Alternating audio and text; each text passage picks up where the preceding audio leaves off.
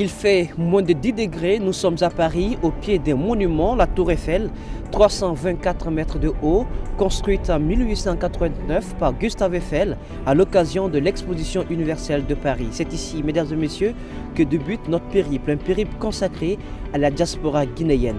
Comment cette diaspora s'organise, comment elle est structurée, les hauts et les bas de cette diaspora, vous allez tout savoir à travers ce magazine d'investigation ici à Paris. Bienvenue à toutes et à tous.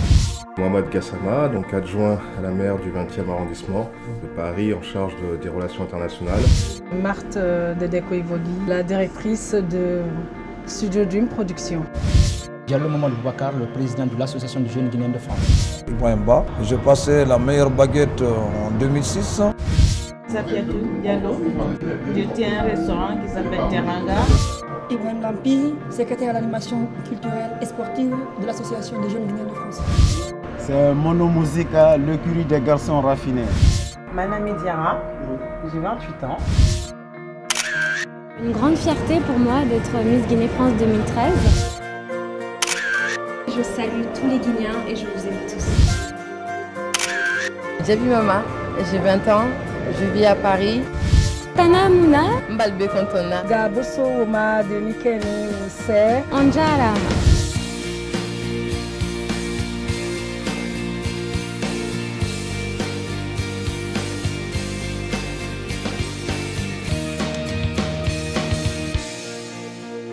Au nord de l'Hexagone, au cœur de tous les regards, une grande métropole au paysage carte postale, Paris. On y trouve d'importants foyers africains, zone spéciale sur la communauté guinéenne. Ils viennent des quatre coins de la Guinée. Ici, chacun a en mémoire son premier pas sur le sol français.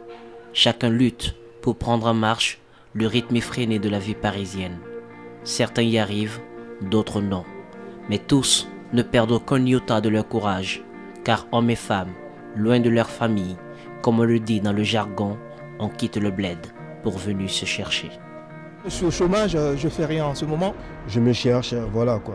Derrière ces images féeriques, la vie à Paris révèle parfois des surprises désagréables. Et il m'est arrivé de me retrouver dans une situation précaire où il fallait manger des pâtes. Et il m'est arrivé de dormir dans le métro parce que voilà, il n'y avait pas assez de moyens. L'ambassade devient alors le seul recours pour certains. Mais là encore, on n'a pas la clé à tous les problèmes. Chaque pays a des règles. Venir ici en situation irrégulière, penser que moi, ambassadeur de Guinée, je peux influencer la politique française d'immigration, c'est un leurre. Quelqu'un qui vous le dirait, vous aura menti.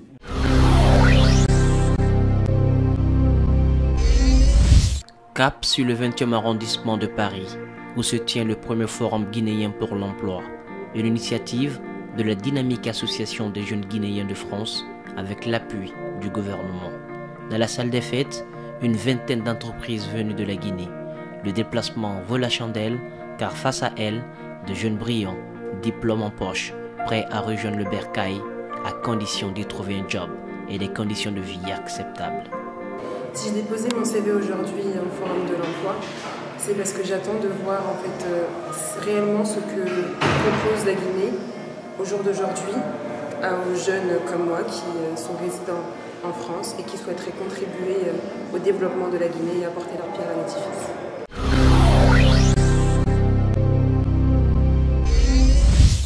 Le lendemain, nous décidons de nous rendre à Saint-Martin. On y trouve, nous dit-on, des Guinéens. Sur les lieux, nous découvrons le Fouta Diallo, un restaurant très prisé par tous ceux qui veulent se rappeler des plats africains. La propriétaire est cette dame qui, à partir d'un rien, réalise aujourd'hui un peu plus de 200 000 € de chiffre d'affaires. Pour ouvrir une société, il faut mettre 50 000. À l'époque, c'était en francs français. Donc on a commencé par ça, parce qu'on avait déjà géré 2 ans un restaurant.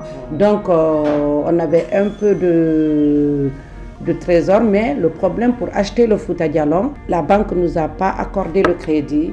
Et puis après, entre-temps, nous, on s'est débrouillé avec le vendeur qui nous a fait un crédit vendeur. D'accord. Et aujourd'hui, le chiffre d'affaires du Fouta Diallo, on peut dire quoi? On peut dire dans les 200 à 300 000. Sauf que maintenant, vers la fin, là, c'est un peu difficile. parce que la crise, ça a touché tout le monde, y compris nous.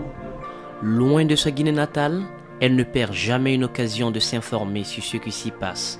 Seulement, le Fouta Djallon ne parle pas politique. Elle préfère garder tous ses clients, quelles que soient leurs obédiences. Nos politiques, je n'ai pas envie de parler de politique. C'est pourquoi je vous ai demandé. Oui. Et nous ici, tout le monde est pareil. Donc on ne parle pas de politique. Moi, je discute politique. Mais au fait, dans mon restaurant, j'évite. Pourquoi? Parce que je suis une commerçante. Donc moi, je reçois tout le monde ici et je suis bien avec tout le monde. Dans la même rue, un salon de beauté et de coiffure. Ici, hommes comme femmes trouvent ce dont ils ont besoin pour le glamour. Après avoir longtemps travaillé pour un patron, Ali Assila a réuni ses économies pour ouvrir son propre salon. Il vole désormais de ses propres ailes. Tout au début, j'étais un simple salarié. J'ai travaillé chez quelqu'un d'autre comme salarié, coiffeur salarié. Et du coup, j'ai trouvé l'idée d'ouvrir ma propre salon. Donc, comme je vois que par rapport au financement et tout, et moi seul, je ne pouvais pas. Je cherchais un associé et j'ai trouvé ma femme. Donc, c'est avec elle que je suis associé. Et je n'avais pas vraiment de budget.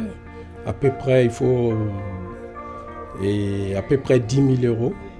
Donc, comme au jour d'aujourd'hui, ils ont mis cette loi en place, même si tu as 1 euro, tu peux ouvrir ton propre entreprise. Mais le chiffre d'affaires, c'est à peu près 70 000 euros. Il y a des salariés, donc il faut payer leurs cotisations. Il ne faut pas dire oui, 70 000 euros, on gagne beaucoup, mais c'est qu'on paye aussi les impôts et TVA, c'est énorme aussi.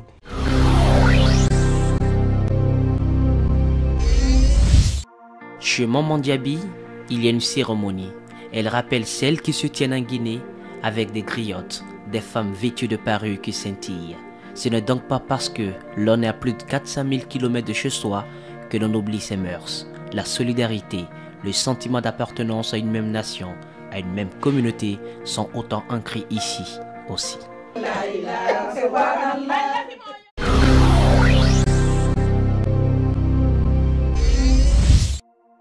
Ibrahim Ba, un exemple de bravoure de la diaspora guinéenne en France. Pâtissier, boulanger, il possède à Paris 3 magasins et de nombreux élèves français comme africains qui viennent tous puiser dans son immense savoir-faire. Ça a commencé en 89 quand j'arrive en France. Je suis venu pour étudier et jouer le football. Et puis j'ai vu que ça n'a pas marché. Donc j'ai vu que le financement c'était énorme. Donc j'ai trouvé une école boulangerie-pâtisserie qui s'appelle CFA de Montreux. Et à laquelle je suis allé à l'école pendant 2 ans en boulangerie, 2 ans en pâtisserie. J'ai passé mon CAP BEP. Et après, je travaillais pendant 12 ans pour un patron. Et donc, j'ai vu qu'en travaillant avec ce patron, je ne peux pas m'en sortir pour créer une boulangerie. J'ai abandonné le métier pour partir dans le taxi parisien, à laquelle je me suis installé pendant 3 ans en tant que taxi parisien. J'ai eu un apport personnel, je suis revenu dans la boulangerie. Un savoir-faire qui lui a valu le prix de la meilleure baguette de nombreux voyages à l'étranger au compte de la mairie de Paris.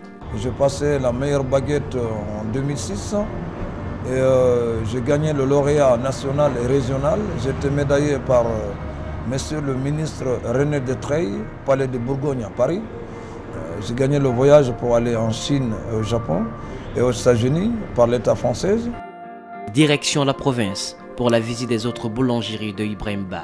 L'impôt lui revient très cher. Il aurait bien voulu que cela profite à sa Guinée natale. Il s'estime heureux, mais en même temps malheureux. Alors, en termes d'impôts, on paye pas mal, mais je donne à peu près 30 000 euros à trimestre, par trimestre à l'État français pour à peu près 17 à 20 ouvriers y compris les apprentis. Donc j'aurais souhaité que ce soit encore mon pays qui en bénéficie, quoi. Quand je vois tout le gamme de produits qu'on fabrique dans un pays à l'étranger, hein, comme la France, et que je vois dans mon pays tout le monde à faim, donc je suis malheureux. Ibrahim est le seul noir à posséder une boulangerie dans sa mairie. Il est très connu par les habitants qui apprécient autant la qualité de ses produits que l'accueil qu'il réserve à sa clientèle. Je suis le seul noir à installer, à avoir le commerce pratiquement ici. Il y a une autre femme qui a ouvert il n'y a pas très longtemps, une Géroise qui est à côté. Sinon, il y a d'autres blacks qui sont très contents, ils sont fiers de moi. Et puis quand ils me voient, ils me saluent avec le respect. Ça donne également l'image pour tous les blacks qui sont là. Bon, ça va la santé? Ouais, ça va. Et toi? Et toi, ça va? Je peux vous dire que depuis qu'Ibrahim est là, tous les gens de Boissy achètent beaucoup le pain chez Ibrahim Ba parce qu'il est vraiment bon, bien servi et l'ambiance avec les rapports qu'il a avec son personnel et les rapports que le personnel a avec la clientèle est excellente. Je tiens à te le dire. Et ça compte, tu sais. Quand on est mal reçu, on ne revient pas. Absolument. Même si c'est propre et tout. Absolument. Ibrahim, bon courage. Merci. Au revoir. Merci. Mais à chaque fois qu'il parle de la Guinée, une certaine tristesse se lit sur son visage. En y en toujours pensant c'est nous, quoi. Ouais, chez nous en Guinée, que je pense un pays que j'aime bien, j'aime la population guinéenne, j'aime ma faire. Ça me fait pitié de ce pays-là, quoi. Je pense que moi, je mange avec mes enfants, avec mes frères qui sont là, et puis j'ai d'autres frères et mes enfants, et ma femme qui est en Guinée, et que d'autres frères qui sont là-bas, qui je ne partage pas avec eux, donc ça me fait un peu mal au cœur, hein. Ça me fait un peu triste, quoi. La Guinée occupe ses pensées. Il compte bien s'y installer un jour, même si beaucoup de choses lui déplaisent dans le contexte actuel. Déjà, dans un premier temps, on pourra commencer, comme je vous dis tout à l'heure, par l'insécurité déjà. Hein. Deuxièmement, deuxième chose, par l'ethnocentrisme, hein, à laquelle les Guinéens sont focalisés, entre de dire l'autre c'est un peu, l'autre c'est un malinqué, alors que nous tous, nous devons mettre ensemble pour travailler notre pays concrètement. Et puis, plus forte raison, réaliser notre pays et que chacun soit content de son côté. Et donc, je ne suis pas content d'entendre ça. Ça, c'est premièrement. Le second, c'est de savoir que tous les Guinéens, les jeunes, les uns et les autres, se mettent en politique, alors qu'on est apolitique. Normalement, on n'est pas des politiciens. Il y a des gens qui sont confiés à la politique. Nous devons se donner la main pour émerger notre pays. La question ethnique est souvent source de conflits en Guinée. Des familles s'en trouvent divisées et des politiques en font des arguments de propagande. Au restaurant La Teranga, un couple vit loin de ce monde. Par la force de leur amour, ils ont fait disparaître ces barrières et démarrer leurs propres affaires. Et tout va pour le mieux. Avec ma femme Peul, je travaille au restaurant ici. Donc on passe beaucoup de temps ensemble à travailler. Et ce côté-là, on a eu pas mal de soucis, mais on est resté soudés. On n'a pas cédé à la division, on est resté soudés et puis on a toujours joué à l'unificateur. Donc tous les compatriotes qui venaient par-ci, par-là. Donc cette idée-là, on a toujours lutté contre la division. Donc nous, tout ce qu'on veut, la Guinée, c'est une famille, donc on reste en famille. L'ethnie n'a pas de frontières chez nous. Okay. Ici, moi je suis de la baie, lui il est de Farana, mais ça ne veut rien dire que parce que l'autre est malinqué, l'autre est Peul, que ça va changer quelque chose. C'est l'amour qui compte. Hein. Et moi personnellement, ma maman est malinquée, mon père est Peul. Alors l'histoire date depuis le siècle. Madame cuisinière, monsieur serveur, la Teranga n'attire pas que des Guinéens. La diaspora africaine y est aussi au rendez-vous. On est Guinéens, mais on a beaucoup de clients étrangers. En fait, on dit qu'on dit, ici c'est l'Afrique. Pourquoi l'Afrique? Parce qu'il y a tout le monde qui vient ici. Oui, nous venons très souvent. Il y a une grande communauté congolaise qui fréquente la Teranga parce que c'est un restaurant spécialité guinéenne, c'est vrai, mais ouverte un peu sur l'Afrique. Voilà, donc tout le monde s'y retrouve. Ça va au-delà de la Guinée en fait.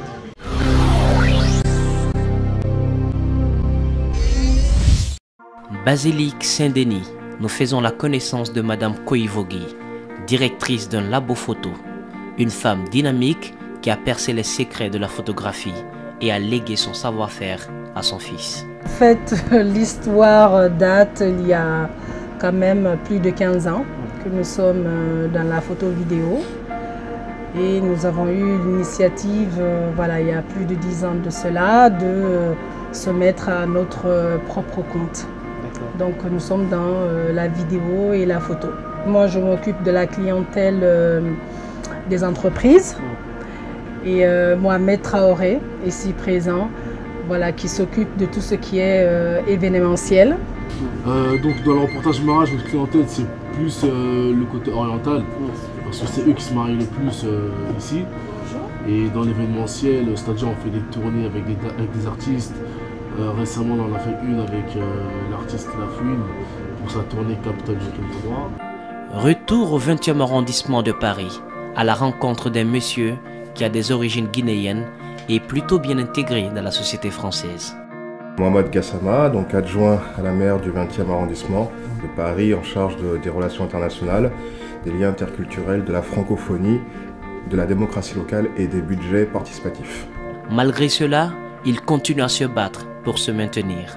Les combats sont multiples, vous savez, il ne faut pas se voiler la face. Quand on mène un combat politique, on a plus d'ennemis d'amis. Donc forcément, il faut se battre au jour le jour, montrer que la place que l'on a n'est pas usurpée, montrer surtout dans le contexte France que cette immigration, je suis issu d'une immigration, comme vous l'avez répété tout de suite, vous l'avez dit tout de suite, oui, il faut montrer que on n'est pas là, on n'a pas volé notre place, on l'a rempli comme il le faut, on fait les actions qu'il le faut. Donc mon parcours, oui, il est aussi mu de ces combats-là, hein, de ces aspirations-là. Et donc, oui, arriver là où on en est, quand on est en France, on s'y dit que c'est exceptionnel.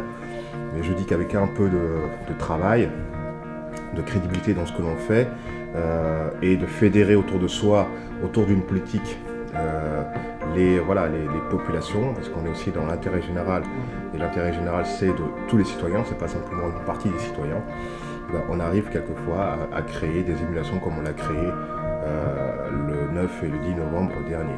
La diaspora guinéenne est donc bien active en France. Cependant, quelques problèmes liés à la politique s'ingèrent dans les relations. Elle se bouge, elle s'organise de mieux en mieux, effectivement on le sent, même si effectivement on a quelquefois des petites tensions liées plutôt, je dirais, à la politique que réellement au fait sociétal. Oui, elle s'organise clairement, elle essaie vraiment de trouver des structurations idoines à l'émergence de cadres, et je pense que le salon de l'emploi et cette structuration de la diaspora vont de pair dans la mesure où c'est la détection de cadres qui permet au pays de se développer. Car un pays qui n'a pas de cadre intermédiaire, parce que c'est ça le but aussi de ce genre de salon, c'est d'avoir des cadres intermédiaires qui retournent au pays et qui développent le pays de façon claire, nette et précise.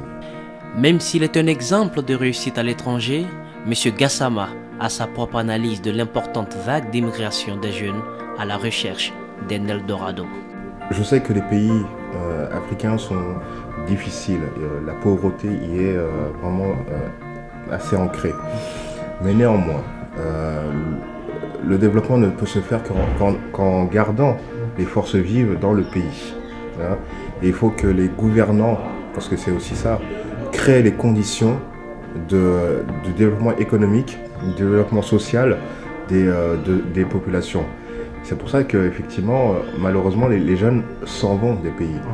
Quand on crée les conditions d'un retour intelligent, d'un retour construit dans le pays, les gens veulent revenir. Parce qu'il y a une fibre patriotique qui est vraiment présente. Les gens ne veulent pas partir de leur pays de plein gré. Si on peut construire soi-même son pays, je pense que le mieux c'est d'y rester, et tout le monde a envie d'y rester parce qu'on vit mieux que chez soi qu'ailleurs, bien sûr. Donc l'immigré n'est pas quelqu'un qui vient manger le pain des Français. L'immigré, et même des Français émigrent hors d'Europe, c'est simplement parce qu'on ne trouve pas les conditions de l'émancipation sociale, économique, dans le territoire où on est né. Donc le conseil que je donne, c'est surtout aux dirigeants, aux classes dirigeantes et aux acteurs économiques, de dire que créer les conditions pour que les populations puissent rester dans le pays et co-construire le pays économiquement, socialement. Et c'est par ce moyen-là qu'on va, je dirais, arrêter l'hémorragie, parce que l'Afrique a trop besoin de ces forces vives pour pouvoir émerger. S'ils partent, c'est du moins pour les pays. Un autre parcours atypique, c'est celui de M. Diarra Ibrahim Khalil. Je vis en France depuis plus de 30 ans. Je suis arrivé en 81. C'était pour venir apprendre, se former et retourner. Et donc je suis venu dans ce cadre. On apprécie le pain parce qu'on sait qu'il est dur à gagner. Et je crois que ça veut déjà tout dire dans l'existence, que rien n'est acquis. Mon premier boulot, ça je m'en réjouis toujours. Et on appelle ça généralement ici la manutention. Manutention, c'est tout ce qui est travaux physiques. Donc j'étais manutentionnaire, je chargeais des camions.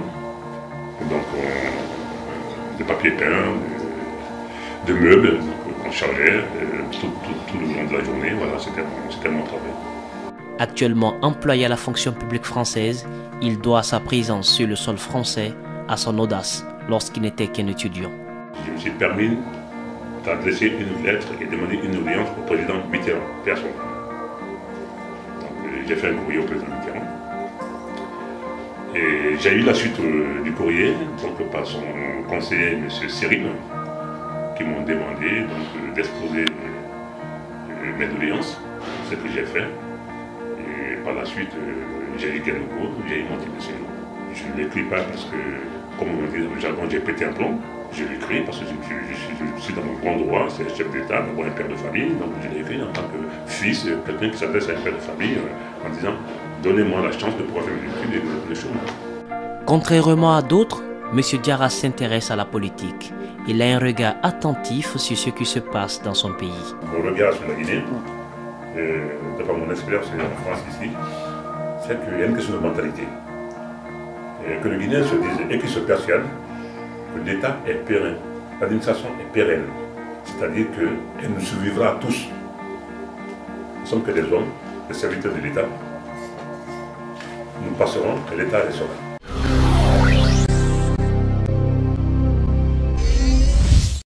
Étape suivante.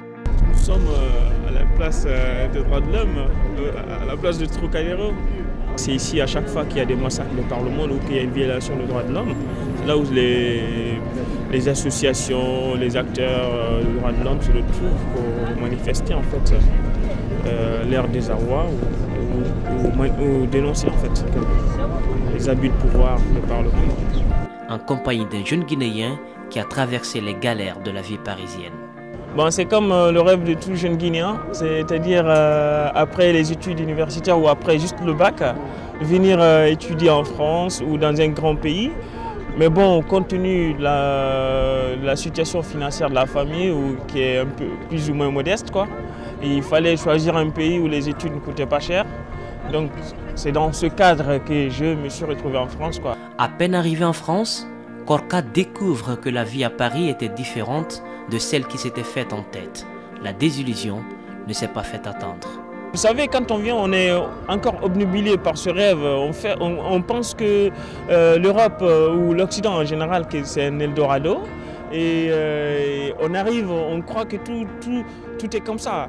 On se démerde avec l'argent récolté d'ici, là, de la famille, et on vient, parfois on fait de la fête et tout, et l'argent fini, on se retrouve que dalle. Et il m'est arrivé, sincèrement, ouais, comme pour répondre à votre question, il m'est arrivé souvent de me retrouver dans une situation précaire où il fallait manger des pâtes. D'où le dicton étudiant pâtes, quoi. Alors, en fait, c'est ça, on a mangé des pâtes, et parfois il n'y a pas de pâtes, on a fait des chèques blancs, hein, on va dans les supermarchés.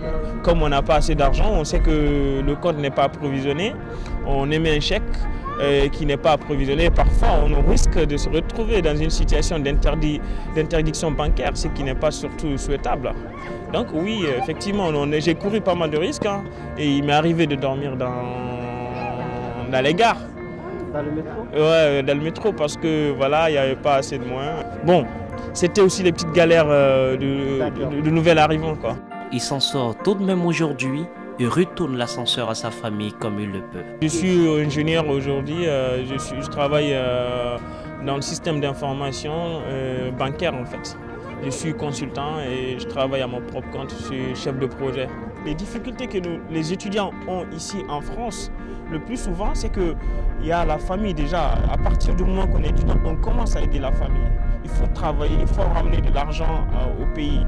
Donc je ne dirais pas qu'ils sont satisfaits ou insatisfaits, mais en tout cas, depuis que nous sommes là, on essaye tout le temps de tenir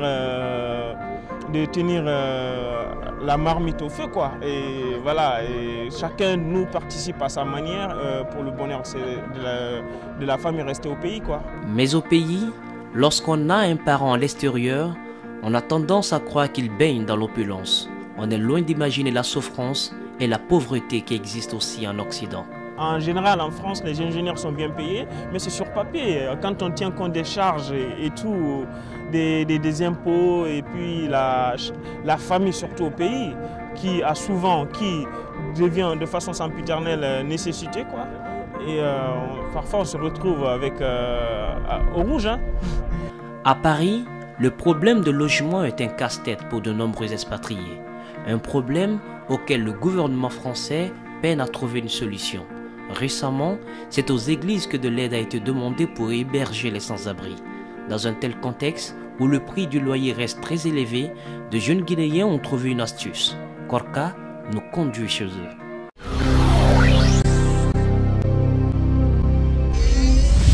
On s'est dit que pour ne pas perdre de vue ce que nous connaissons au pays, nous nous sommes dit pourquoi ne pas penser à loger ensemble, à garder des bons moments ensemble, et puis bon, voilà. Et il y a aussi le problème aujourd'hui, pour trouver un logement à Paris, on le sait, c'est pas du tout facile, ça coûte assez cher, mais aujourd'hui en colocation, nous arrivons à arrondir bien les fins du mois. On paye relativement moins cher par rapport à chacun de son côté. Et nous vivons en communauté, nous avons les mêmes mœurs, nous nous connaissons, et puis voilà, c'est comme une famille, quoi. Ça nous revient à 2 000 € quand même. 2 000 €. Ouais. C'est un peu soulageant sur le fait que, voilà, pour avoir un truc comme ça, bon, à peu près chacun de son côté, il faut débourser au moins 700 ou 800 €. Et aujourd'hui, on a 4 chambres, chacun a une chambre, qui nous revient à peu près à 400, 450 €. Pour survivre et payer le loyer, chacun est obligé de faire un petit job. Et à tour de rôle, un planning est établi pour le nettoyage et la cuisine. On mange le même repas, on a des plannings de préparation, voilà, chacun a son tour pour faire la cuisine. On fait le ménage, on a un planning bien établi, bon voilà. Moi je suis ce qu'on appelle ici étudiant salarié, donc je suis en cours et en même temps je donne des cours dans un lycée, ce qui me permet d'arrondir la fin du mois, comme mon prédécesseur l'a dit tout à l'heure. Donc on essaye d'avoir des plannings compatibles avec les cours et puis travailler, quoi. On a des charges qui nous sont communes, genre chercher à manger, faire la cuisine, entretenir les lieux, c'est pas facile. Mais avec le temps, on essaie chacun de s'arranger entre nous en fait. Lorsque l'on réunit 4 hommes dans un même appartement, de petites disputes surviennent quelquefois. Rien de grave, ils les surmontent très rapidement. En colocation, tout n'est pas rose. Mais quand on est en communauté, on peut se supporter. Les difficultés, c'est quoi? Chaque personne a son tempérament. Okay? Aujourd'hui, on peut commencer à être en que tout va bien, mais au bout d'un moment, ta personnalité est ressort. Si ton coloc ton colocataire, si je me permets de le dire, coloc, te comprend, vous allez toujours trouver un terrain d'entente. Sinon, ça part en dispute, c'est pas en engueulade tout le temps. Et c'est pas bon. Les sujets de tension, c'est des trucs très bêtes souvent, qu'on fait par erreur ou par manque d'inattention.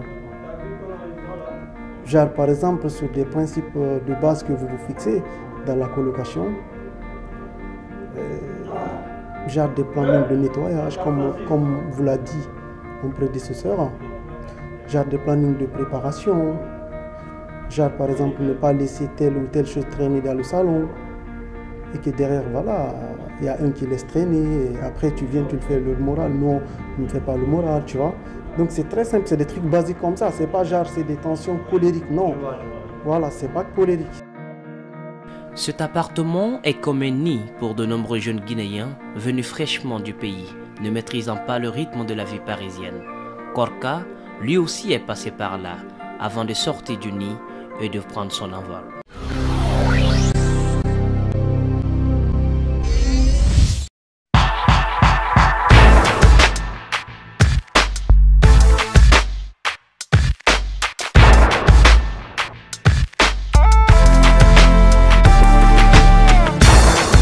Manamé Diarra, une jeune Guinéenne qui a pour passion depuis sa tendre enfance la danse.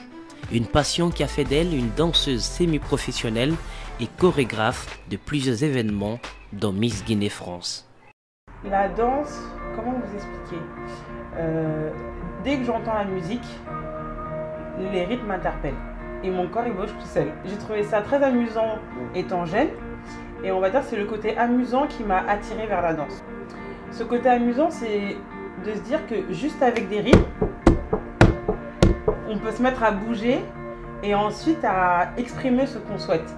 Pour moi, la danse, je l'utilise, on va dire, c'est extra professionnel.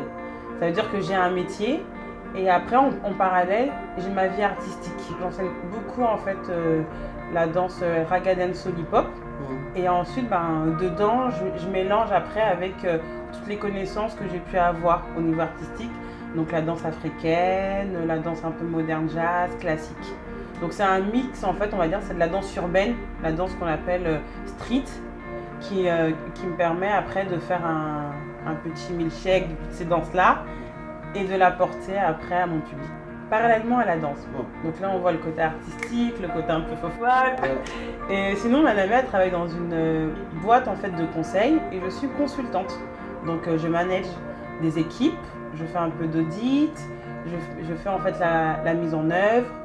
Pour sa Guinée natale, elle a des pensées très profondes.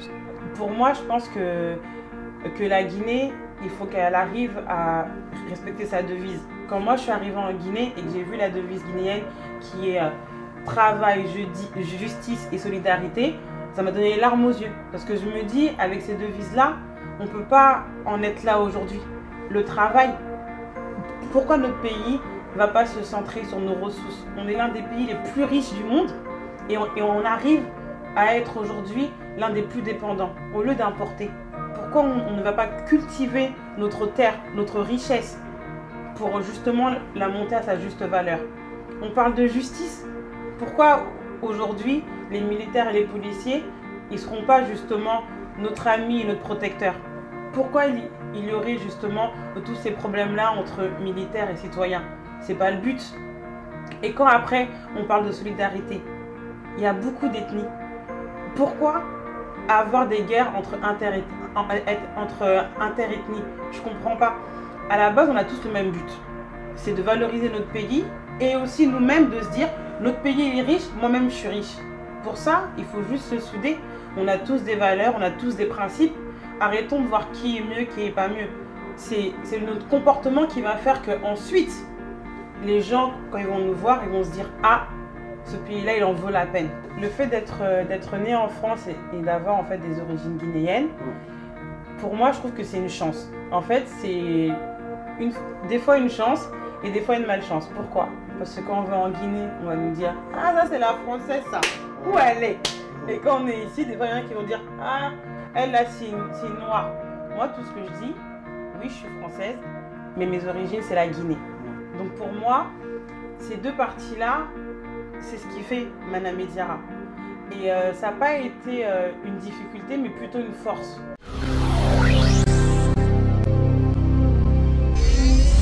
Le plus grand événement culturel guinéen à l'extérieur est Miss Guinée France.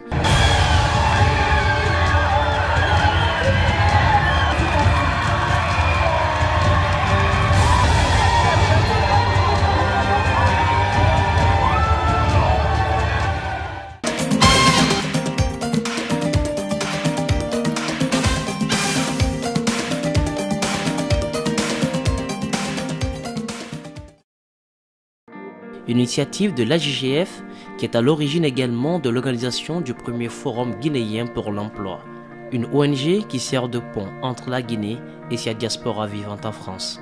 Depuis sa création, l'Association guinéenne de France a pour actif l'organisation de la première édition de l'organisation annuelle de Miss Guinée France. Donc là, on est à la 5e édition. C'est un événement aujourd'hui culturel qui permet de valoriser la femme guinéenne dans l'Hexagone. Aussi, nous avons aussi des projets de développement qu'on mène actuellement en Guinée, parce que vous savez, on a compris qu'on a des possibilités d'aider aussi ceux qui sont en Guinée. C'est pourquoi on a des projets qu'on mène aussi en Guinée. Donc là, on rénove actuellement l'école primaire de Cité de l'Air et au mois de juillet, on a rénové l'école primaire de Nongo. Et en même temps, on vient d'obtenir un financement de 95 000 € du ministère de l'Intérieur français pour la rénovation et l'équipement de l'école primaire et collège de Timbitouni. Nous avons aussi des actions qu'on mène ici pour l'intégration de jeunes, c'est-à-dire des jeunes étudiants qui arrivent ici. On les aide dans leur démarche administrative, aussi pour vraiment leur permettre d'avoir de s'intégrer facilement à travers aussi des formations qu'on les fait faire ici en France. Le coordinateur de Miss Guinée revient sur le critère de sélection des candidates et le succès que connaît l'événement. La présélection se fait dès le début de l'année à travers le site internet de l'Association des jeunes guinéens de France, ajgf.fr. On lance un appel à candidature et puis les filles de toute la France, de toutes les régions viennent s'inscrire. Donc c'est quelque chose de très simple. Et après, vers le mois de septembre, on procède à un casting et là il y a les répétitions, 6 à 7 semaines de répétition. Après l'événement a lieu généralement mi-octobre, début novembre. Le succès cette année de Miss Guinée France, on le doit aux jeunes filles, hommes et femmes qui travaillent matin, midi et soir pour cette association, pour Miss Guinée France, au rôle du bureau et particulièrement de son président, Mamadou Boubacar Diallo, qui a insufflé un nouveau dynamisme. Et puis aussi à tout le comité qui a travaillé des forces créatrices et novatrices qui sont là, qui se réunissent et qui essaient de donner au maximum. L'objectif final étant de vendre le rouge jaune vert à travers le monde. À présent, allons à la rencontre des Miss, le trio gagnant pour l'année 2013.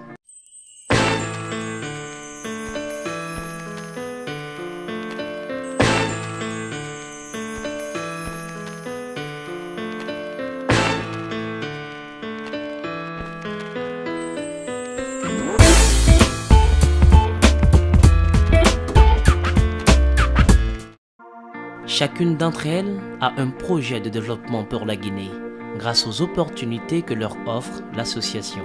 Ma famille est particulièrement touchée par la drépanocytose et également parce que je suis partie d'un constat alarmant qui est un enfant sur 25 en Guinée souffre de la drépanocytose et un adulte sur 5 est porteur du gène de la drépanocytose.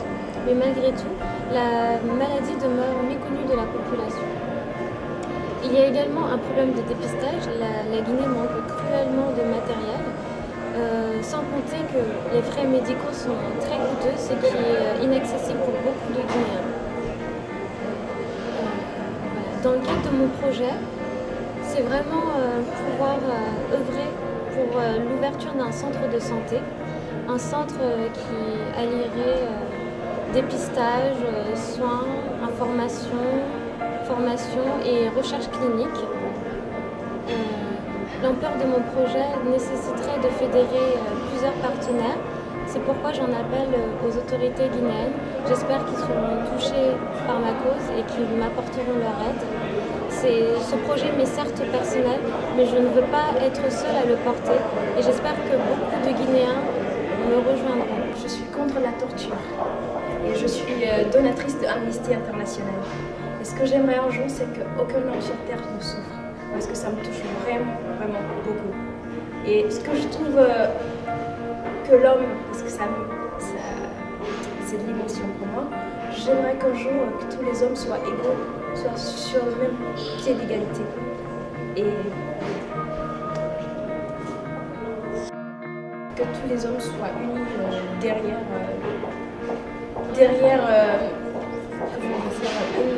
une valeur qui est le partage et le bonheur. Voilà, c'est mon plus beau souhait. Pourquoi tu veux verser des larmes? Parce que pour moi, ça me tient vraiment à cœur que les hommes...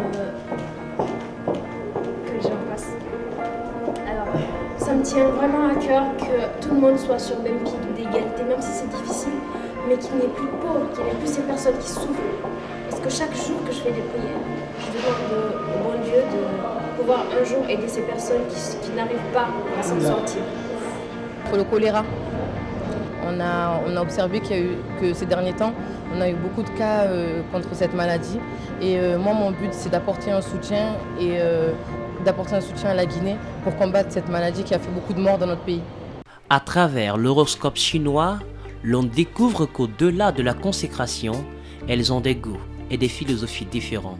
Un petit jeu auquel elles se sont prêtées avec enthousiasme. Alors, si j'étais un fruit, je serais la fraise parce que c'est petit et rouge et ça me caractérise. Si j'étais un fruit, je dirais l'orange. C'est un fruit pétillant, c'est un fruit vitaminé, c'est un fruit vivant, c'est ce que je peux être parfois. J'aime tellement tous les fruits, mais bon, je vais en choisir un, je serais la pêche, parce que c'est quelque chose de doux et de très beau. Kiss de Prince, une chanson très dynamique et très sensuelle. La chanson que je préfère, c'est Lord of Swing, parce qu'elle me rappelle beaucoup mon papa. C'est la chanson de Shakira, Je t'aime à mourir. Ah, ce serait Marseille. Je suis marseillaise. Marseille. Une ville, c'est Berne. Berne en Suisse, parce que tout est propre, tout est carré, et c'est une partie de nous. Je dirais Barcelone, en Espagne. J'aime beaucoup la culture hispanique, j'aime beaucoup la musique latine, tout ce qui est salsa, merengue. Et je crois que Barcelone, c'est aussi un carrefour de rencontres où se mêlent plusieurs populations. Ça me plaît beaucoup. Je serais une colombe. Comme vous savez, la colombe symbolise la paix, pour revenir à ce que je disais sur la paix. Et également parce que la colombe est un oiseau, c'est le symbole de la liberté. Et je veux montrer que je suis une femme libre et indépendante. L'animal, la panthère, parce que la panthère est forte et protège guerrier. Une lionne, un animal d'une lionne, pardon. Ça serait une lionne, pourquoi? Parce que c'est un animal très protecteur. Elle est très protectrice envers son mari et ses enfants. C'est elle qui nourrit la famille. Ah bon? Un petit peu comme oui. Okay. C'est la lionne qui va chasser. Et oui, c'est ça. Et donc voilà, c'est quelque chose qui me convient bien parce que je suis là pour ma famille, pour mes amis et pour mon nom. C'est le savoir, alors l'intelligence, c'est savoir ce qu'on ne sait pas. Et c'est une sagesse taoïste. Et l'homme propose, Dieu dispose. Parce que pour moi, on a beau aimer, beau faire tout ce qu'on veut, avec la bénédiction de Dieu, on pourra faire de bonnes choses. Ouais, ma philosophie personnelle, ce serait jamais un échec, toujours une leçon. Parce que quand il nous arrive des péripéties désagréables dans la vie, je pense qu'il faut toujours garder le meilleur.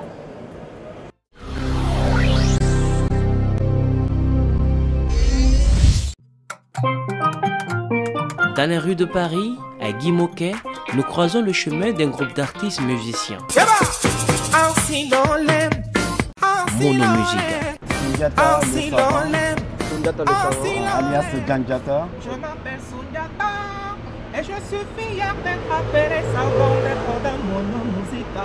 C'est comme ça que tout le monde m'appelle, tout le monde m'appelle comme ça. Moi c'est Josilio, Josima communément appelé. il y a M. Asler, c'est complet de style.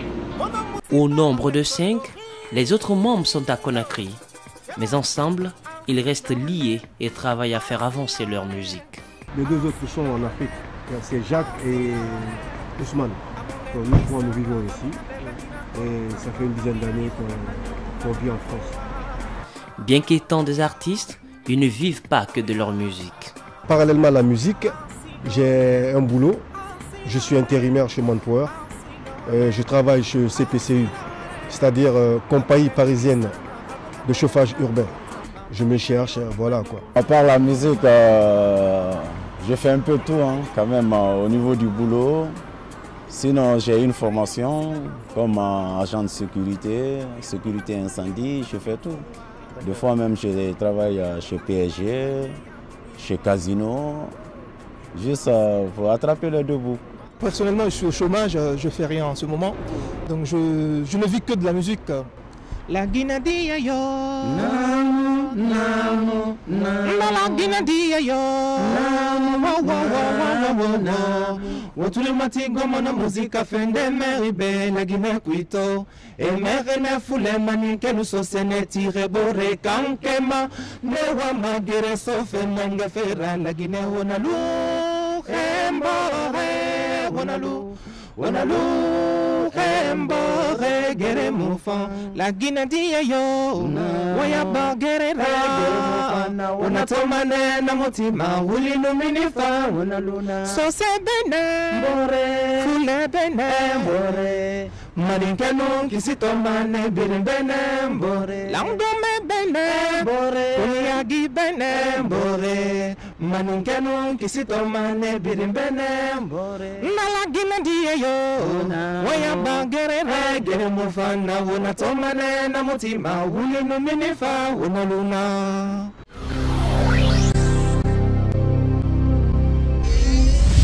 Nous mettons à présent les voiles pour l'ambassade de Guinée en France, le seul endroit où des Guinéens viennent demander conseil et soutien.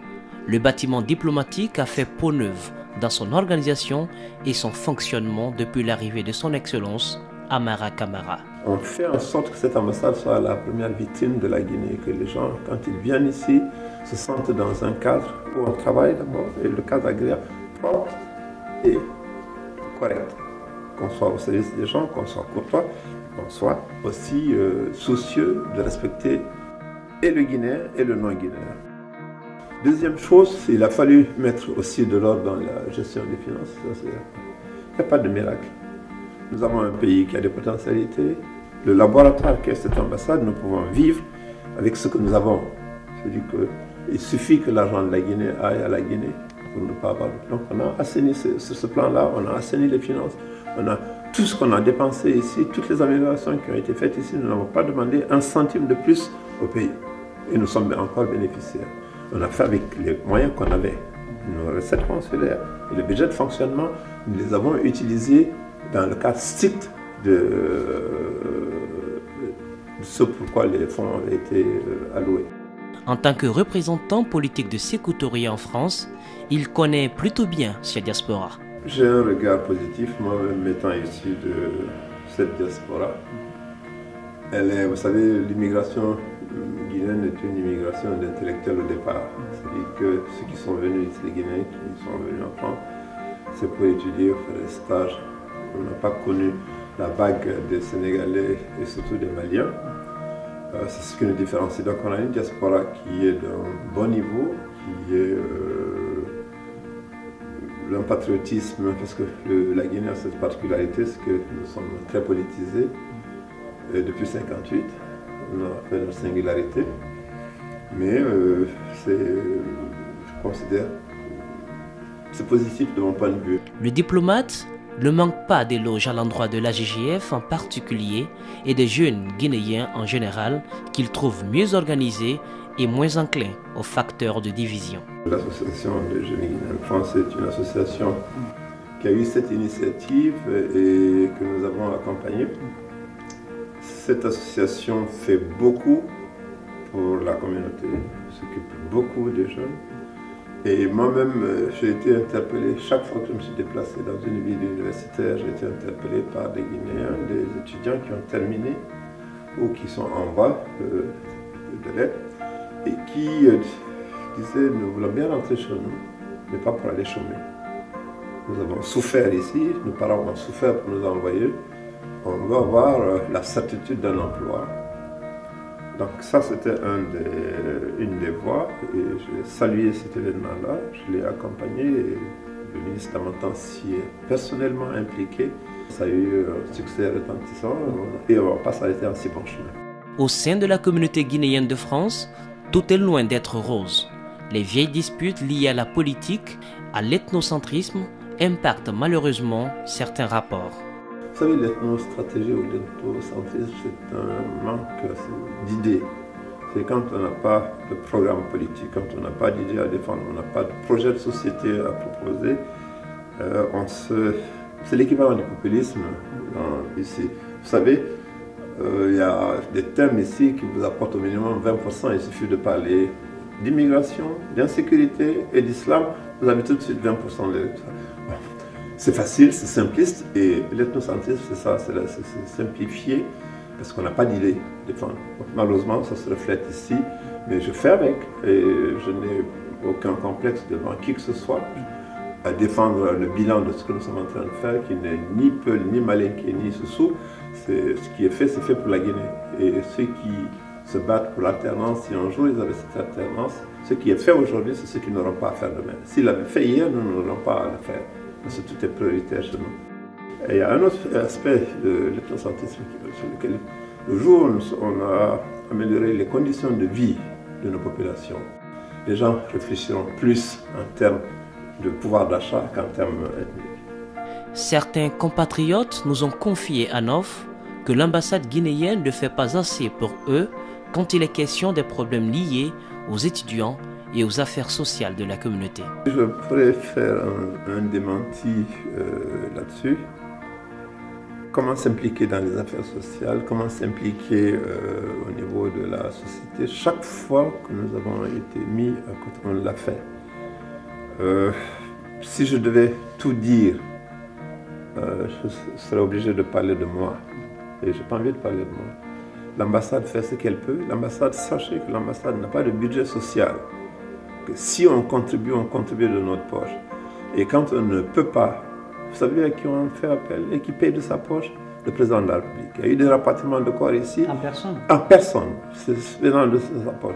Qui, ça, simplement, je ne donne pas le nom, on a un préfet qui est en transit, on lui a découvert une maladie, elle a été opérée, ça a été payé, nous n'avons pas, il n'y avait pas de protection médicale.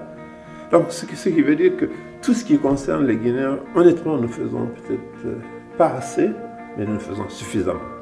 Au niveau des étudiants, c'est pareil. On a pris quelques-uns en charge. Vous êtes arrivés, si vous avez remarqué, vous avez trouvé deux jeunes, M. Barry et Mlle Diop, qui sont des étudiants qui ont des problèmes qu'on a résolus.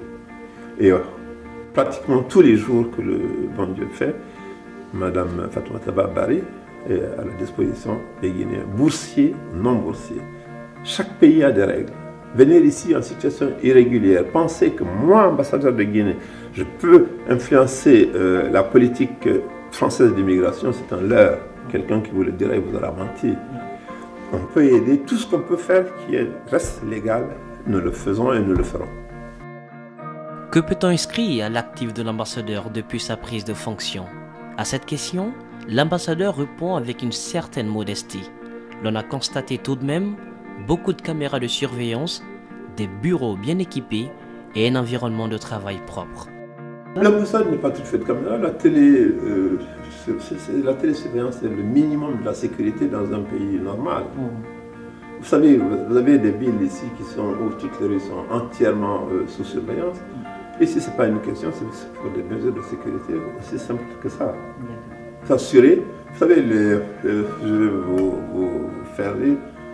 Une des premières applications de cette télésurveillance, c'est quand on a vu sur les caméras un de nos employés je pense que son marabout a dû lui dire que pour avoir ça, il faut faire ça, qui a mis des graines de riz de tous les côtés. Ça fait rire, mais au moins ça a rassuré.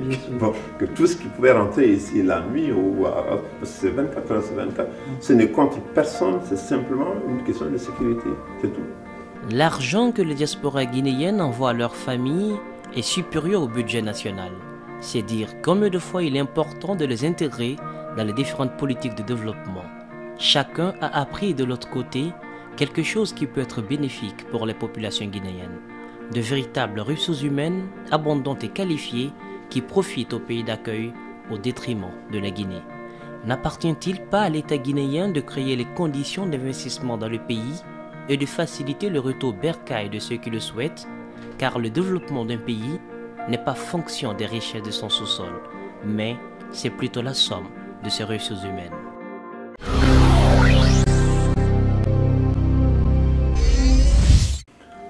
Chers compatriotes, il n'y a pas de miracle. Il faut travailler, travailler, toujours travailler, être intègre et compétent. Mettez toute votre compétence au service de votre pays. Si vous n'en bénéficiez pas personnellement, les populations qui sont dans le besoin bénéficieront de ça. Et j'ai foi à l'avenir de la Guinée. Qu'on nous laisse travailler, les Guinéens verront. Et l'Afrique verra et sûrement le monde avec nous.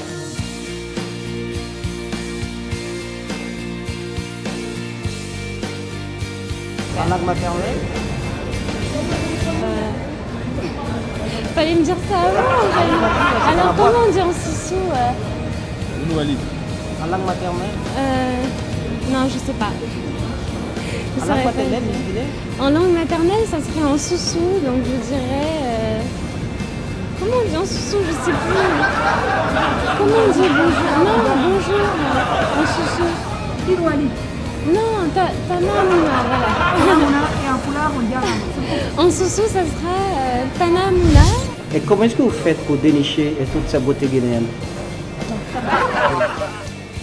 En fait, la sélection se fait dès le début de l'année. On procède par un appel à candidature via le site internet de l'association. Le succès du Miss Guinée France, on le doit aux jeunes hommes et femmes qui travaillent matin, midi et soir pour cette association. Nous avons connu...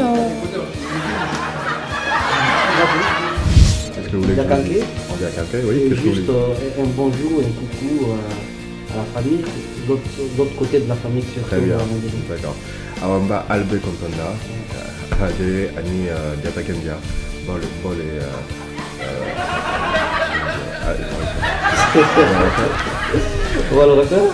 Après, il faut tout de suite repenser autrement. D'accord, on y va. Je vais dire simplement, voilà, Balbe Contonda. Un mot dans votre langue maternelle.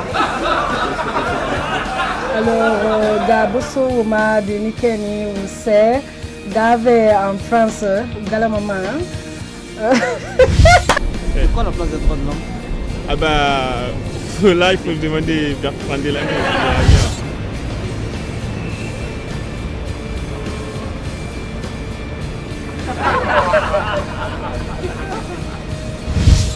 Je suis en direct de Choisir le Roi avec Moïse en train de m'interviewer pour Immersion. C'est quoi? Immersion sur Espace TV. Oh, tu filmes là?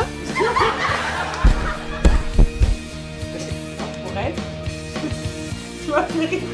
Parce que toi, on dit que tu vas en train de discrète. J'ai 28 ans. Et là, qu'est-ce qu'il a? Je sais plus. Et malgré que tu sois là en France, la musique guinéenne reste en toi, quoi. Ah oui, mais juste à écouter le rythme. Et en plus, quand on voyait les clips guinéens, je disais à mon père, papa, plus tard, je serai la danseuse derrière les stars. Même s'il m'a beaucoup calmé, hein. En tout cas, je danserai pour la musique. Ma couleur préférée, c'est le marron. Ok, ça va pourquoi? Le marron? Parce que c'est ce qui ressemble à ma peau. Qu'est-ce qu'il faut dire là? Alors dis-moi, t'es de quelle nationalité? Moi je suis française et d'origine mauritanienne marocaine. Voilà. Il y a Foy. Nous sommes au 18e, plus précisément en quartier, on peut dire à densité africaine, comme moi j'aimerais le dire. Point. Nous sommes au cœur de Paris, plus précisément dans le 18e. Nous trouvons bien sûr des Africains de divers horizons. Maliens, Guinéens, tout ce que vous pouvez comprendre comme Africains. Mais non. On se retrouve en famille pendant les cérémonies. Mais là, le lac... Tu vois? Allez, je vous pose cette question. Comment se comporte l'Afrique? La Guinée est une famille. Unissons-nous pour l'avenir de notre patrie. On y va. La Guinée dit yo. Namo, namo, namo. La Guinée dit yo. Namo, namo, namo. Wotule matingo mona muzika fende meribe la Guinée kuito. E merene fule maninke nu sosene tire bore kankema. Newa magere sofe nanga fera la Guinée wonalu. Hembore wonalu. Wonalu. Hembore gere mufan. La Guinée dit yo. Waya bagere la. Wana tomane na mutima wuli numinifa. Wonaluna. Sose bene. Bore. Fule bene. Bore. Maninkenu kisito mane birin bene. Bore. Langdome bene. Bore. Kunyagi bene. Bore. Maninkenu kisito mane birin bene. Bore. La Guinée dit yo. Waya bagere la. Gere mufana. Wana tomane na mutima wuli numinifa. Wonaluna.